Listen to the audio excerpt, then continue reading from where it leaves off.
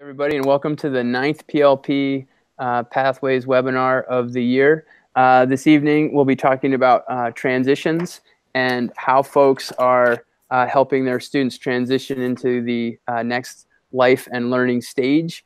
And as we head into the end of the year here, my name is Don Taylor. I teach at Main Street Middle School in Montpelier, and I'm a co-director of the PLP Pathways organization. And I'd like to let the other panel members introduce themselves. Go ahead. Hi, I'm Maura Wheeler. I'm the Proficiency-Based Learning and Technology Integration Coach for Lamoille South Supervisory Union.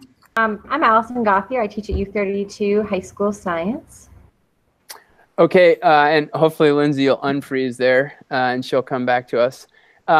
So as I mentioned, we're talking about transitions and what we're doing with our students for the end of the year for like the next stage. And one of the big issues that I was thinking about was sort of when do people start the transition? When do people start thinking about moving into either next year or the next grade or the next part of their program? And I guess I'd like to hear from Maura. Maura, maybe start us out. What do you see teachers doing in terms of their transition and when they start that process? Yeah, so I think different buildings and different structures within our schools, they have slightly different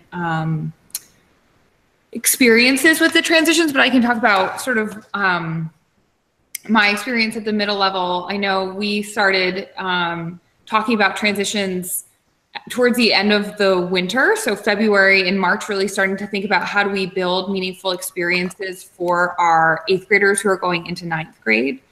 And so, starting with things like having the guidance counselors come in and doing TA experiences, having small groups shadow, having them select their courses, and then have time for them to look at their new schedules and ask questions of the guidance counselors, and then having them go and meet their new TA. And then also thinking about how do we have the PLP play a role in that. And so that does take some really intentional planning and collaboration between them, both the middle level and the high school. I know we have our 4th graders within Morristown. We have our 4th graders going to 5th grade. And so we have some 5th graders doing some projects, creating some videos for the 4th graders to help them understand sort of what it's like to be a 5th grader in the middle school.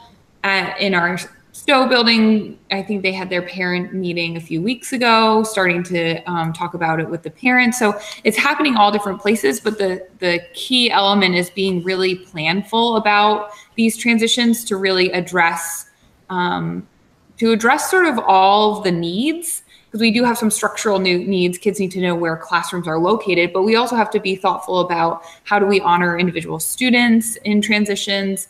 How do we think about student social emotional needs in transitions? How do we help parents with these transitions? Because yes, their student now is going to a different school, but there's a lot of pieces that go into that for a family. And so really being thoughtful about meeting those needs. So the planning does need to start kind of early. So I just had a quick question before we hear from Lindsay and Allison. Do you think that any of those activities are any of those activities embedded or integrated into the curriculum? So for example, making the movie about 5th grade, is it possible that those movies about, for 4th graders, could those 5th grade produced movies, are those integrated into the curriculum, or is it an extra add-on that folks have to do, or maybe just talk more a little bit about that? Yeah, I'm not sure the exact structure of what that is. I think that might be within what's called opportunity time, which is sort of, we have flex time and opportunity time. And I think that's a communication focus during opportunity time.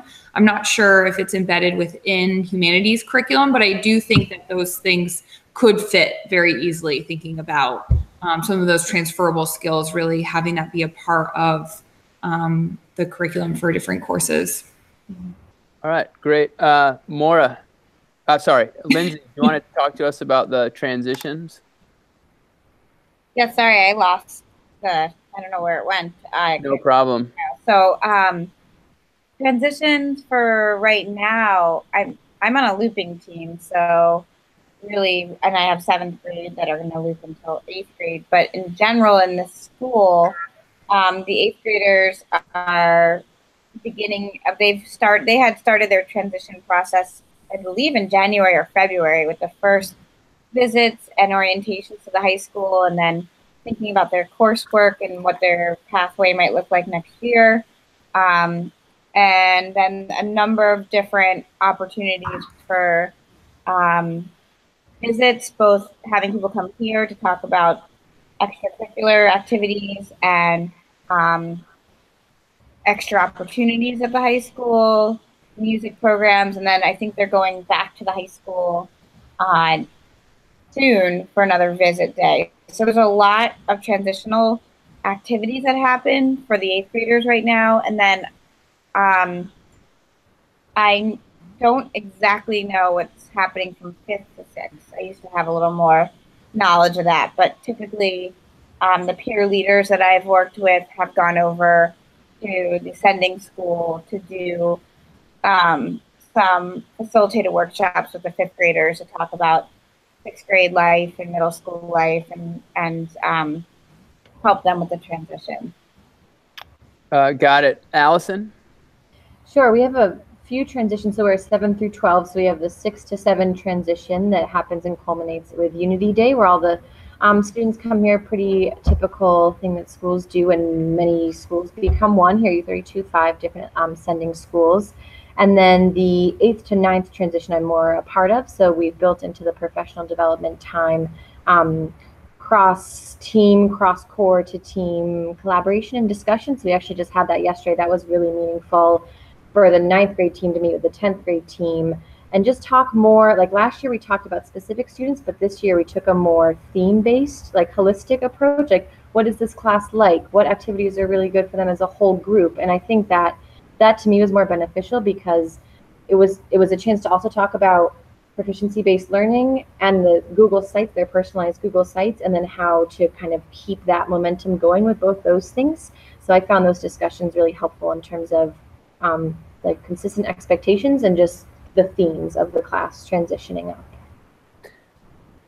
So I'm just wondering, I'm thinking about this. It always seems, at least from my experience, that the transitions, I don't think that I've been as thoughtful as I could or should be about this. We have, it's pretty traditional where the high school guidance counselors come over, before the March or March break and talk to our students about it. But, I'm wondering, who are obviously it's the students we need to really be concerned with, but also communicating to the families. Mm-hmm. And I'm just wondering if it just seems like we could have such a more robust program or way of doing this with the PLPs.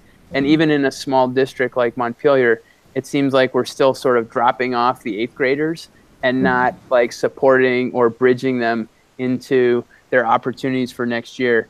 And as I also mentioned to Maura, I'm wondering if some of these opportunities can't be integrated into our curriculum. So, for example, those 5th graders, if they're making a movie about what it's like to be a 5th grader that they're showing to the 4th graders, that hits so many different pieces of a literacy program and also a communication and project-based learning. And I guess I'm just kind of wondering what we could be doing to find examples of those bridges and maybe be publishing or publicizing those so that people start to really think about that transition a little bit.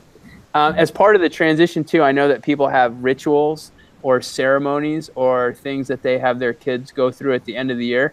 And I'm just wondering what happens at your school to sort of signify this move from one part of the kids' education to the other. And maybe we can start with Allison and talk about some of the events that are happening there.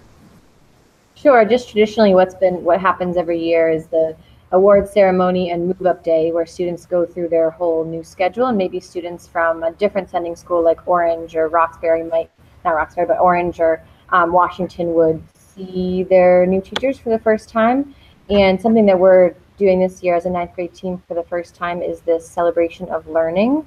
So the goal is to merge personalization, their sites, with their proficiencies. So they have a panel of people that they will be with. It's a one-day all in-school field trip, and they will through their media of their Google site, share 12 minutes of, I mean, we're working with them to make an outline for each of them specialized, but the goal is artifacts of proficiency combined with your goals, maybe goals you have for next year, progress you made on goals this year. So that's something I will have more to tell you about in June in terms of just, you know, what works well about that. Okay, Lindsay, what ceremonies or rituals do you have to start thinking about the end of the year?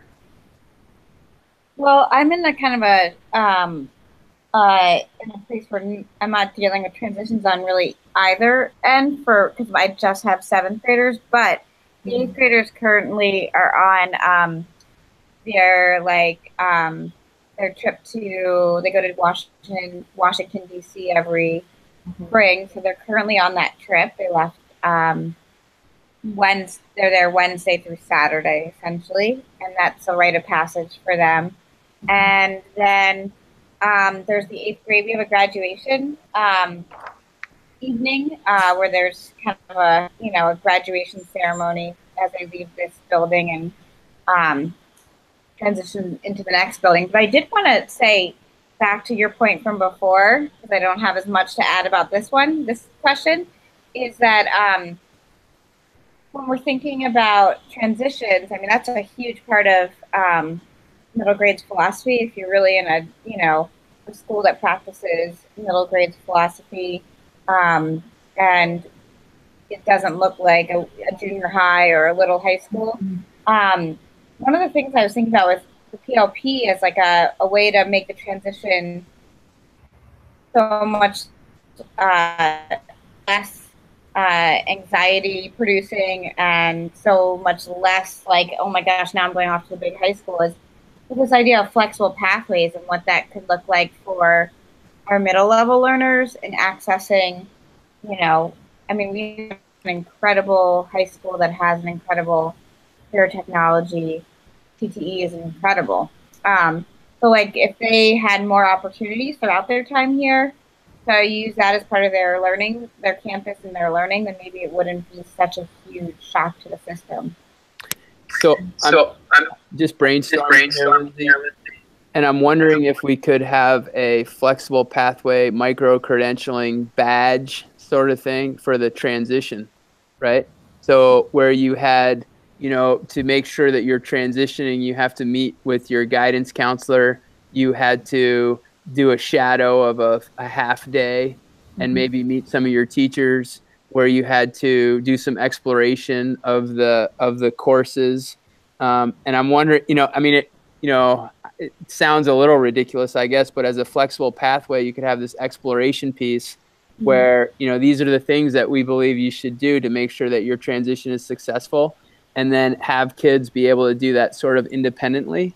And maybe attend a meeting of a club, and then you can get you could get a badge, right? A micro-credential in your future. And then the kids could be writing about that and blogging about it or posting about that experience. And I'm also wondering if that might, if we could have mentors doing that, so that part of the flexible pathways thing could have the 9th graders could be demonstrating leadership and citizenship by maybe leading some of these kids around.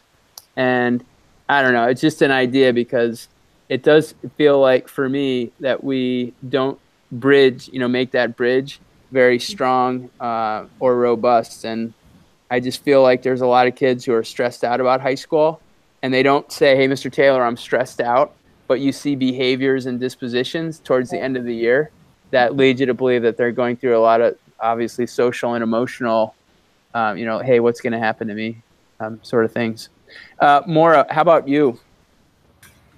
One of the shifts that historically at People's Academy middle level that was made, we always would do a step-up day where the students would go and they'd meet their new TA, or maybe go through a rotation and meet all their new teachers. And one of the changes that we made was to do a sort of celebration of learning, where the students would have their PLPs, and their TA teacher from the next year would come and meet with them and come around. And we'd oftentimes invite families or community members to come in and also see the PLPs and the work that the students did. And it would be You know, different teams would structure it differently, but I know last year it was really a focus on evidence of students' work towards meeting proficiencies as well as their personal and academic goals. And, you know, you always want more time. Like that was one of the challenges. I think when I reflect on the success of student-led conferences, it gives such a space for students to really be center, and that you have that time to pause and really listen and ask questions. And I would say that structure isn't necessarily there. So if I was to say something to improve on, would be to create more time for that reflection or that one-on-one meeting. But it does really nicely give an audience for students with their portfolio. And then you kind of get to sense from the students who they are, the students that you'll have the next year. I liked how Allison was saying that this year, when her team was meeting with the 10th grade team, last year was focused on kids, and maybe going through like, you know, the roster of kids, or this is what you need to know about this class, and shifting that to now having a slightly different conversation. And my hope is that instead of maybe teacher to teacher talking about kids, we're now learning about kids from them and using the portfolio as a way for us to really understand the learners that we'll be getting the next year. Yeah, I mean, that's a really good point, is maybe, you know, the celebration of learning should be directed not backwards, but forwards, so that we typically don't get our team, you know, they sort of keep it a big secret, I would say, you know, who's going to be on your team until right at the end of the year, so that there's not a lot of conflustration about who's going to be with who. But maybe we should be thinking about that celebration of learning. Okay, you know, I would love to meet with the kids who I'm having in next year and look at their PLP. If I did that in June, that would really help my planning, right? And my vision for what the next year would look like, and kind of the strengths that I would have and what kids were hoping for. And I think that's another really interesting idea about including those teachers in it. And I just also want to point out, or a concern that I have, is how are we communicating this to all parents, not just the parents who are super invested and who are kind of really aware and involved in the PTO, but how are we helping to transition families maybe who are, you know, English is their second language, or who maybe have just moved here, or who might not really understand the system or how it works. And so I don't know if you guys are doing anything for the families, and if you are, can you just, you know, maybe speak to that? I think for me, the best practice in the past has been finding that advocate in the school that is the connection with the family. So whether that's the guidance counselor or their TA, right, their advisor that they're always meeting with, that's my always go-to first, just to hear maybe there's to go about it in this mannerism, to talk to that family is where I usually start, John. Yeah. Lindsay, what do you think? Well, I'm from transition, but maybe along the same lines. I mean, traditionally when I was, before this year, when I was working with the Edge Academy, we always ended our year with, we had 2 family gatherings beyond just our student-led conferences that were individualized. We had our peek through the window and our project fair, and the project fair was at the end of the year and was a potluck, and we always got almost 100% attendance from all families, which is very hard to do in these days that are super busy for every family, and people work at various times. And so bringing people together for a meal, and then with the idea being that it's their child that's sharing their learning and demonstrating their growth throughout the year, and then looking towards the next year, because we would have kids for multiple years, was always for me the best wrap-up, celebration, transition piece, because we always had parents, and then we could also share information too, because we had a full audience. It felt supported. It was celebrating their child, and it was on positive terms. So if we wanted to share transition information, we had an engaged audience at that time. And when, about when did you do that? Was that towards the end of May? Was that in June? Like, what's the? So peek through the window was always good because that was like mid-year. And so that was like right when our 8th graders started transitioning. As far as, you know, starting to think ahead towards like what life's going to be like next year. So we could share information at that point, but we always did this during the last week of school, which was a really nice celebration and a way to keep kids super engaged in, you know, because they were really excited for the project there. It was a big event. It was always a potluck. We always had performances because some of their projects involved, you know, performances in some way. And then we would come up back to our space and the kids would share and celebrate. And it was a really nice end of the year experience.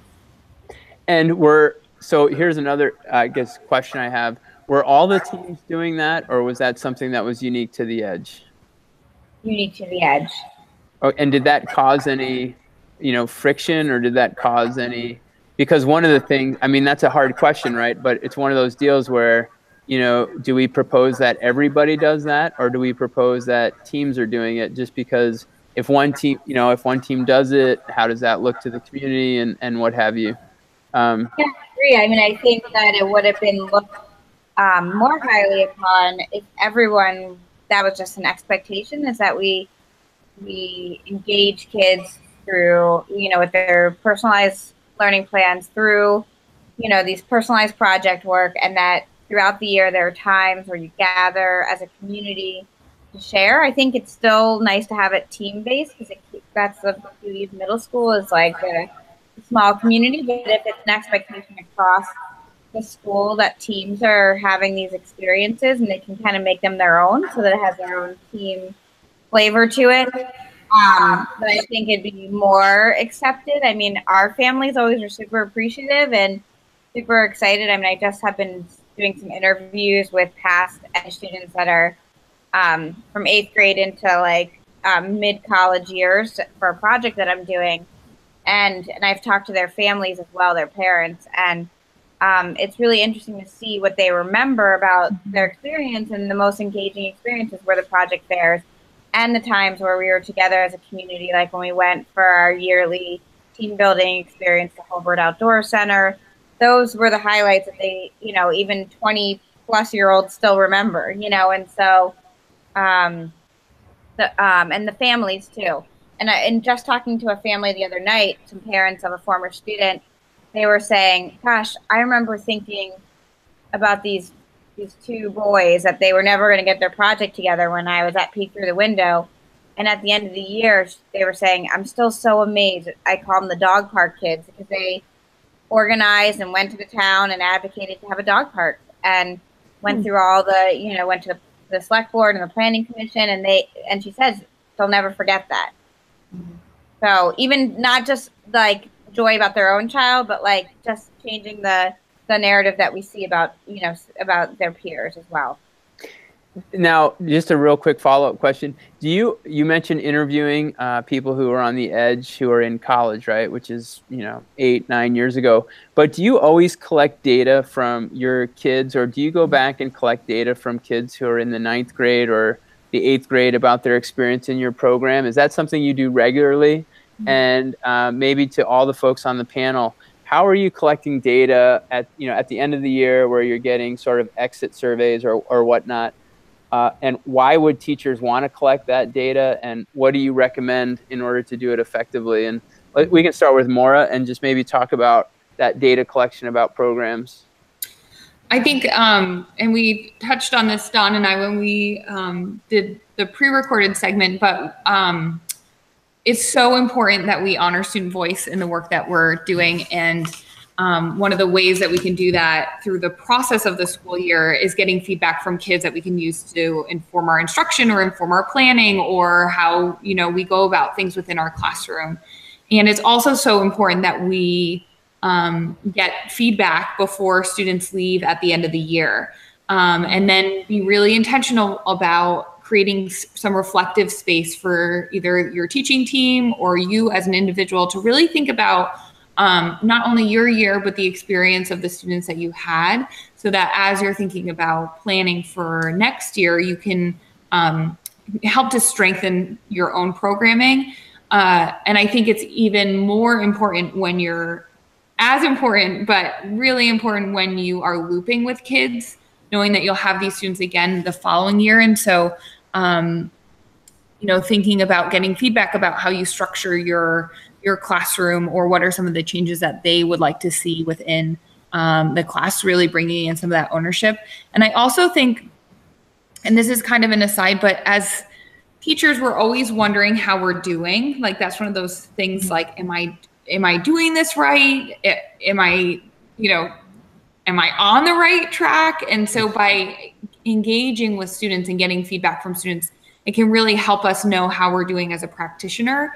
And so I just think it's a really important practice, and doing that through either, maybe you have a community meeting where you do a circle and you're talking about getting some of that feedback. Maybe it's through Google survey, maybe it's through some questions, but really just thinking about how are we engaging with kids, and then also using it to be reflective and make changes. Okay, Allison. I just had, this is just what happens with webinar. I just had this great, we're obviously going to get feedback about the celebration of learning to see if they thought that was a good use of their time, if that was the best way to show that personalization and their proficiencies on this year. But also just thinking about one of the future goals next year for our school is having the beginning of the school year look really different. So if we survey our ninth graders now and ask them, what was difficult about your transition? What went well about ninth grade? What do you wish like the first few weeks would have looked like to set you up for success? And if we use that data now, that can better inform how we start the year off next year. But yeah, so that was just my really quick idea, but I really appreciate what you were saying more, that the student voice as part of the curriculum and building it over time. And I would just advocate that for me, the end of the semester and the end of the year is too late.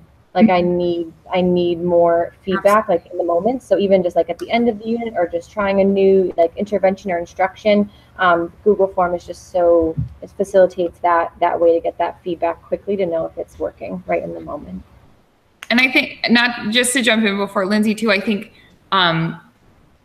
teachers who are really reflective tend to create classroom cultures where students feel like they can voice their feedback and opinion at any time and say, maybe this isn't working for me, or, advocating for themselves. And so it really is throughout the process. You could be in the middle of something and a kid could say, actually, do you think we could try this? And it always benefits all the learners and you as a teacher. It's so inspiring when kids are advocating for themselves. And so I think part of it is to building that culture.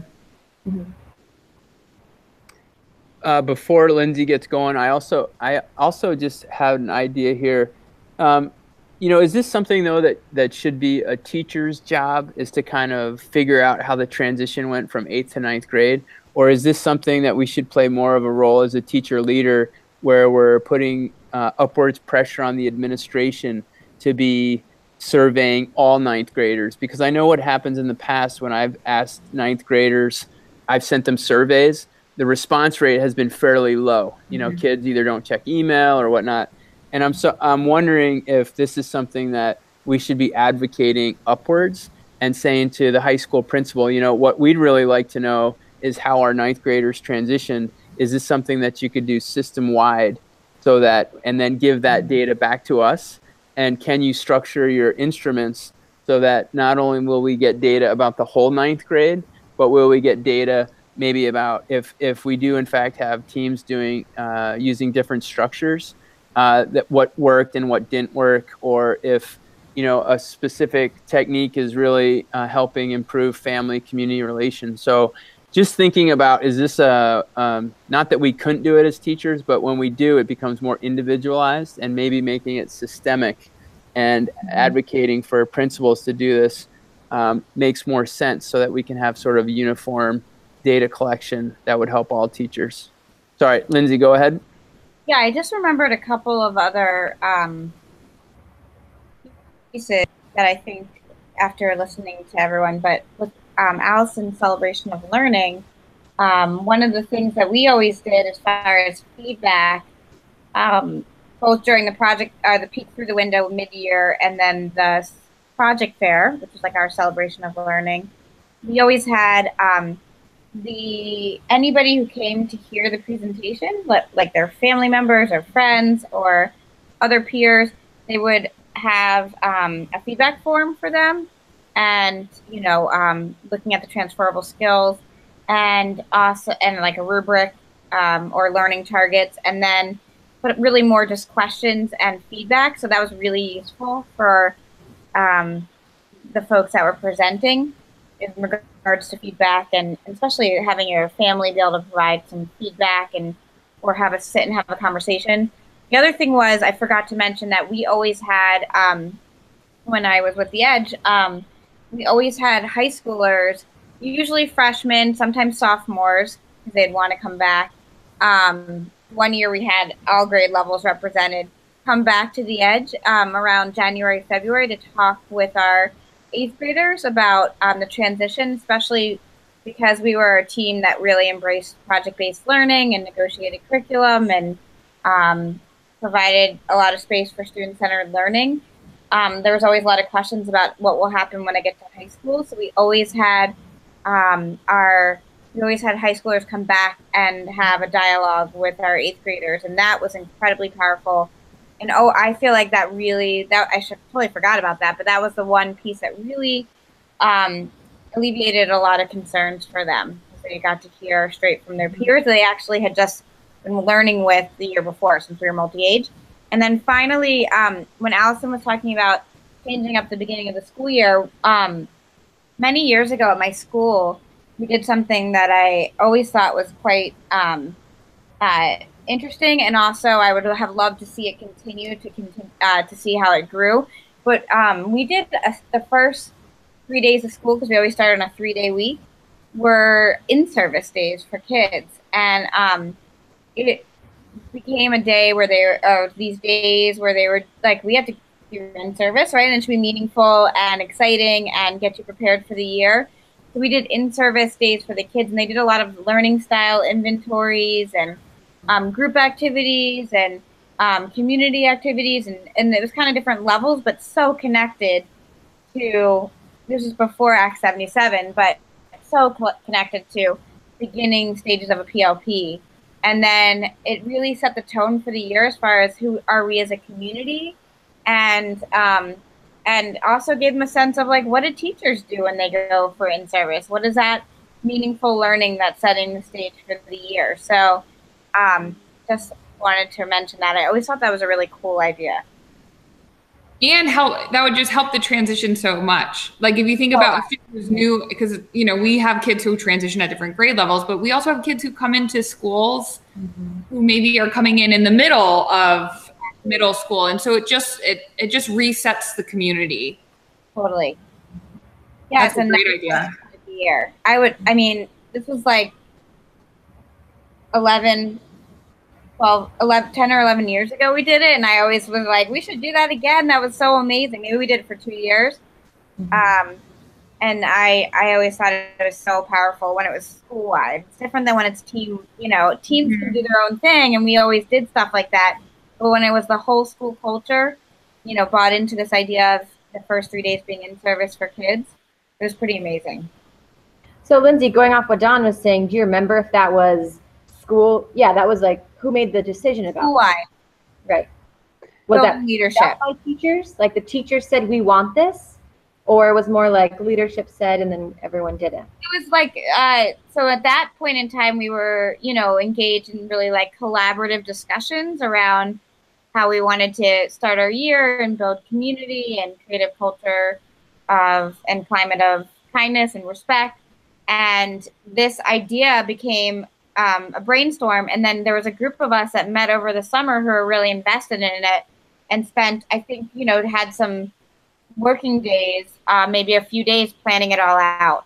It wasn't just like, let's just have, so there was some real intentional thought put into it, but it came from a collaborative discussion on how do we start the year differently? Because we kind of just throw kids right back into the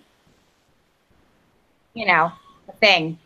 thing that's schooling, you know, and so why don't we try to begin in a different way that sets a tone for the year, hopefully to engage them in a different way, get them started in a, you know, in the right way.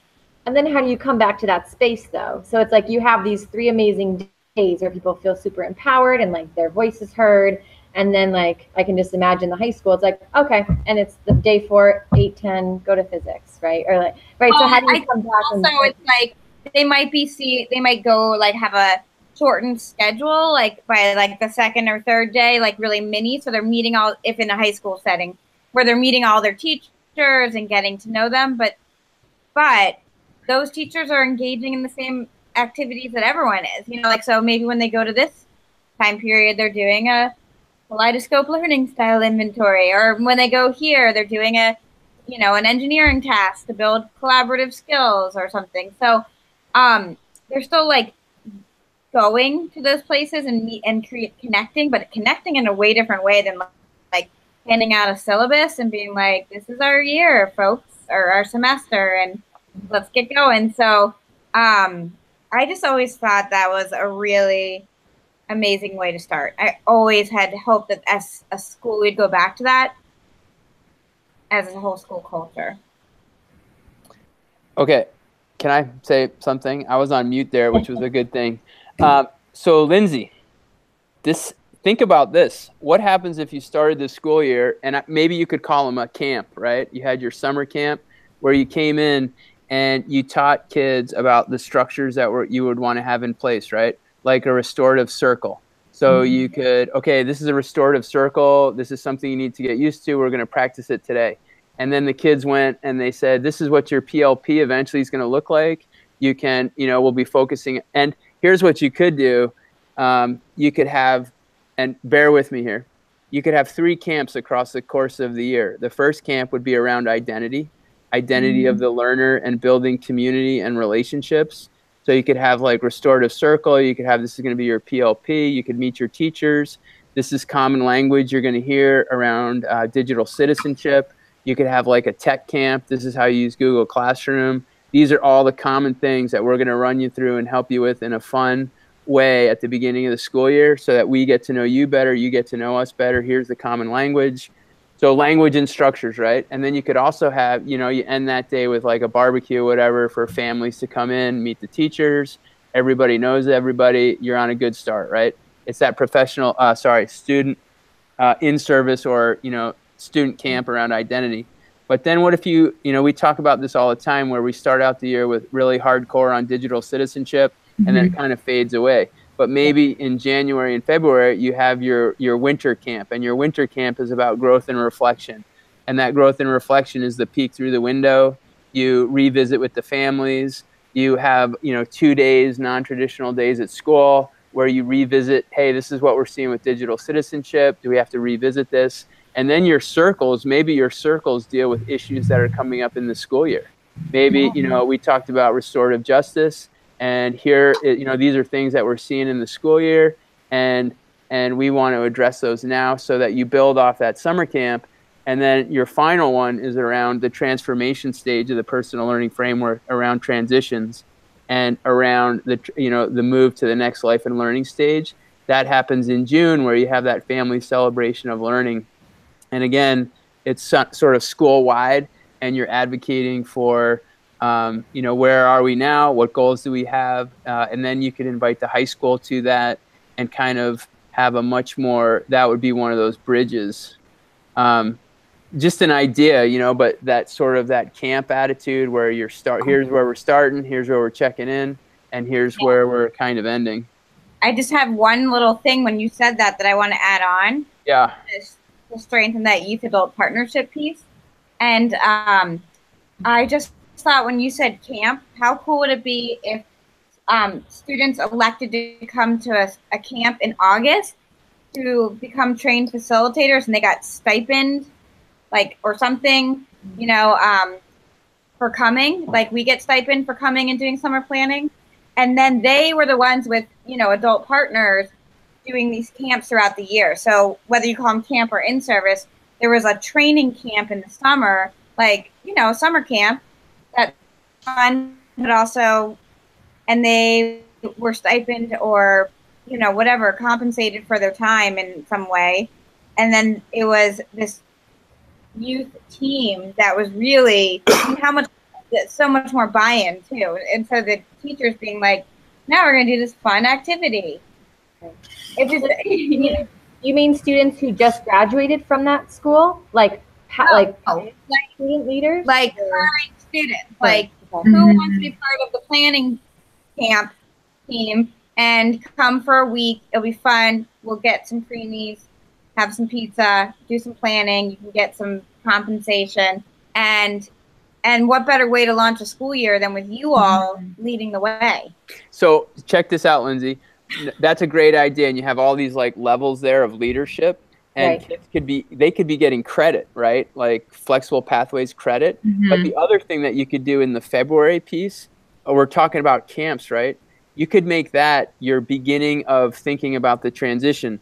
So in the February, you have all of your like people from actual camps coming in and saying, we want you young people to come here, right? Like the Young Hacks Academy, they come up, hey, we're going to have a Young Hacks right here in Montpelier or Buck Lake. So then you start, what you do is you have the kids not only checking in on where am I with my growth and learning, but then you actually say, look, you may want to think about this opportunity in the spring or in the summer.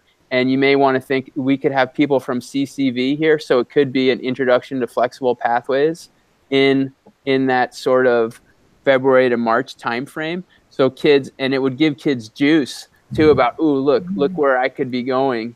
And then that would be a great time to have those alumni come back and talk to the kids about the changes for high school. And I just want to mention something about that too.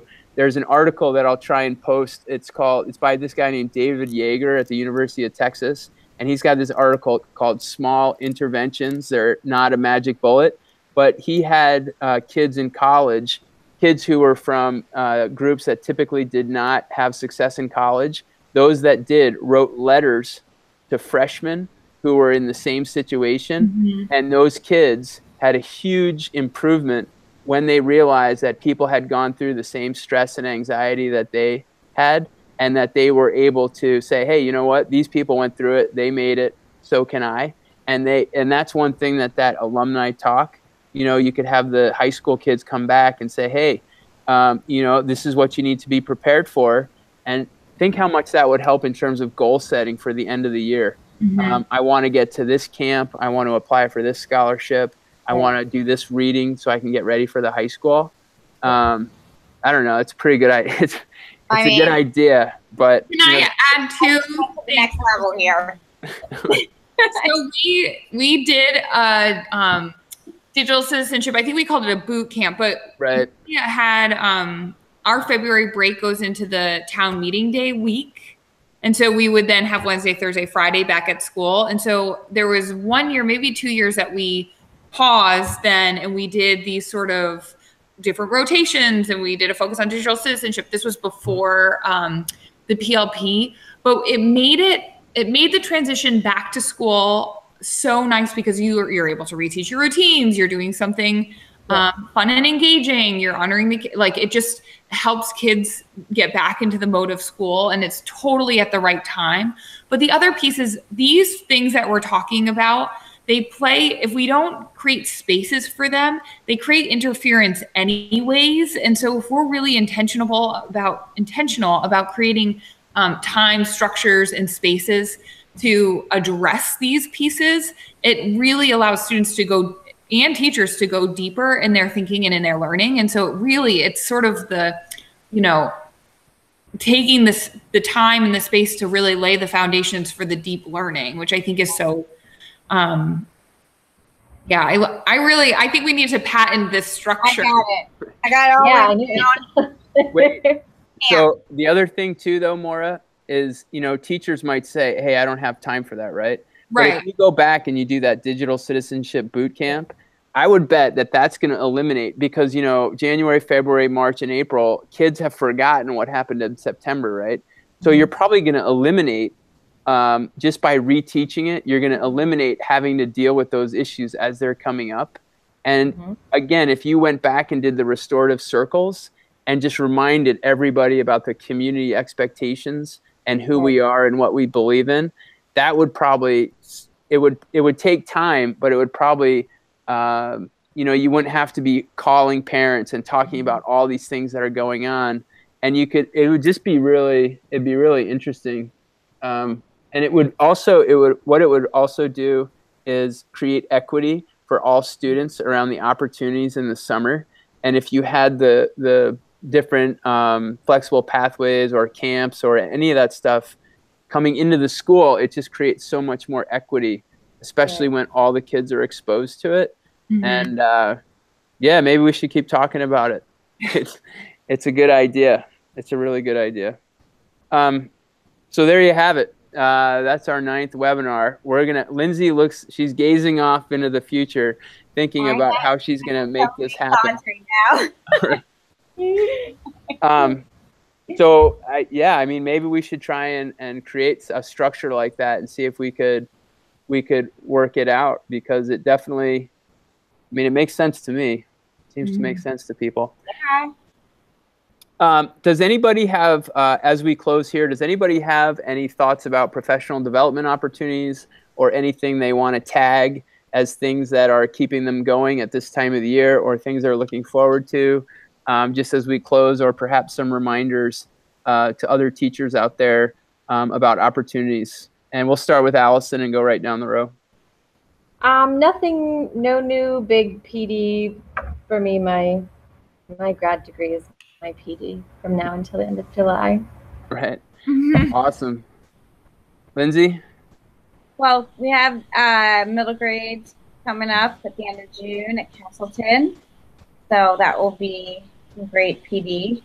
And then I was just thinking, in connection to what we were just talking about, and I know maybe more, you know more about it, because I think all people's were part of the mindset, metacognition, and motivation, the M3 curriculum, which is and there's a middle school curriculum and there's a high school initiative, middle school initiative and high school initiative, but it's such a way to like fully optimize the personalized learning piece, and when we think about equity and youth and adult partnerships. So that's another professional development opportunity for teachers, but then engages youth as well. That works.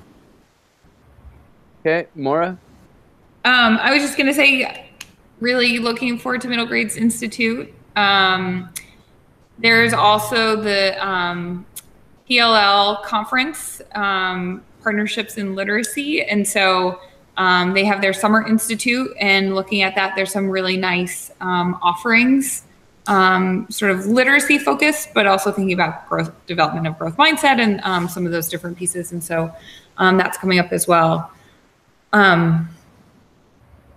Good. I just know, yeah, Middle Grades Institute, the registration is still open for that. That's always, I always look, it's a lot of hard work, but I very much look forward to it.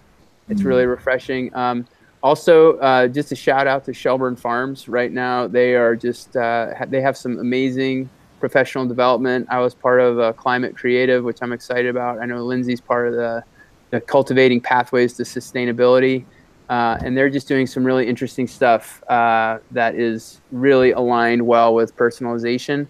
Also, the Roland Conference, which is in October, they're going to have, Ruha Benjamin, Dr. Ruha Benjamin, I think is her name, but she's a fantastic speaker talking about equity and empathy. Go ahead, Lindsay. He was the speaker this year. Yeah, I think she's coming back. I could be wrong on that, but I thought that she was coming back because she... Amazing. Right. And then just also, there's a sustainability PLC happening in Central Vermont. And yesterday we heard from, I think it's Brian Boys and Peter Stratman about this application launchpad. And the term or the phrases that really got me interested was developing the architecture for project-based learning. And I just really like the way they're thinking about it and talking about it. And so keep your eye out for that. And, you know, another simple one is to just subscribe to the AOE weekly newsletter. There's a ton of stuff involved with that.